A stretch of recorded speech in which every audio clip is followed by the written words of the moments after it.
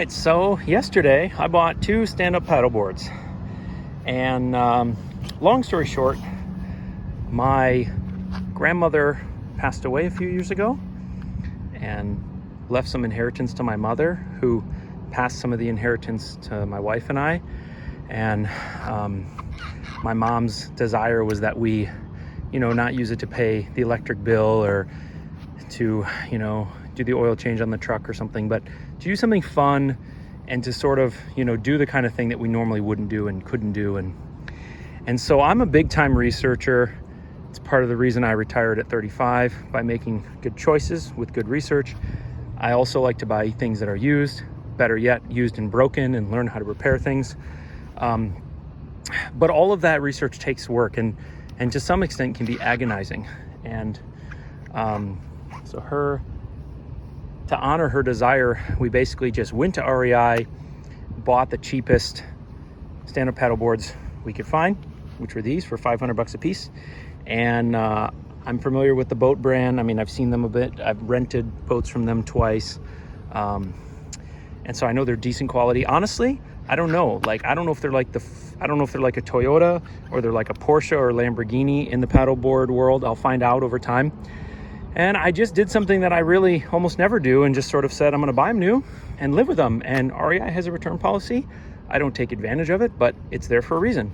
And part of the reason it's there is because it encourages people to go out and do a spontaneous thing, like buy $1,000 worth of paddle boards, knowing that if something happens, they can bring them back. So we've just completed our first paddle here in Chattanooga, Tennessee.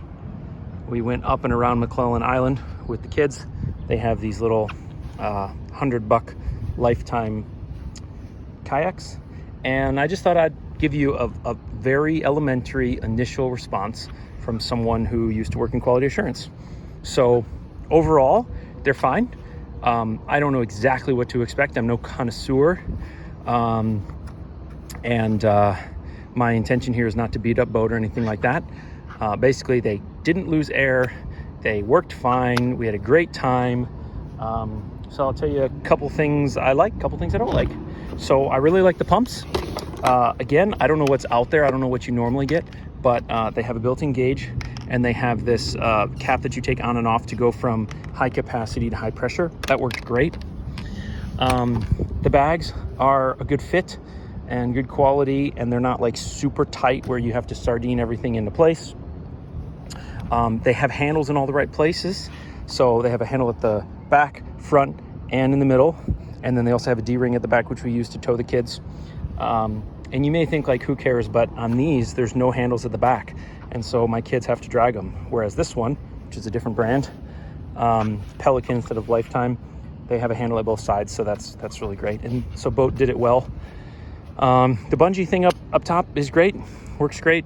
So yeah, a couple things I don't like. So for a $500 boat, and for what I think is one of the better stand-up paddleboard brands, since REI sells it, the quality here is pretty chintzy. So it looks like, you have like a jagged cut. So that's real off. That's kind of junky. At the end of these things, they're not real well singed, so they're going to start fraying immediately, basically. Then on the fin, basically the fin slides in, and then this little guy locks in place. This little thing is held on just with a little piece of string, and basically the knot is so poorly tied that it just comes out. So we almost lost both of those. These are easy fixes, don't get me wrong, and I'm not complaining. I'm just sharing what I found after one use. And some people have the opinion, if I find 3 things wrong after one use, what am I going to find wrong after 20 uses? We'll see. On the other hand, this is maybe one of their budget models, so they didn't put a ton of care into the details, but you get a decent value, so I'm not complaining. Last thing is something I always look for: the zippers are not YKK. That for me is always a sign that they're using good materials. So yeah, don't beat me up in the comments. It's just an initial review from someone who's never owned a stand-up paddleboard before, and someone who didn't do a lot of research like he normally does because it was a gift. I just went out and did something I never do, which was be spontaneous and crazy, but we had a blast. So stand-up pedal boards are cooler than I thought. I used to think they were super trendy and lame. We have a canoe, we've had kayaks, but they're very playful. You know, you can't jump in and out of the water from a canoe like you can in this. These obviously inflate, so they just go in the back of the car, which is great. Putting the canoe on top of the van is doable, but it's no fun. Always stresses me out.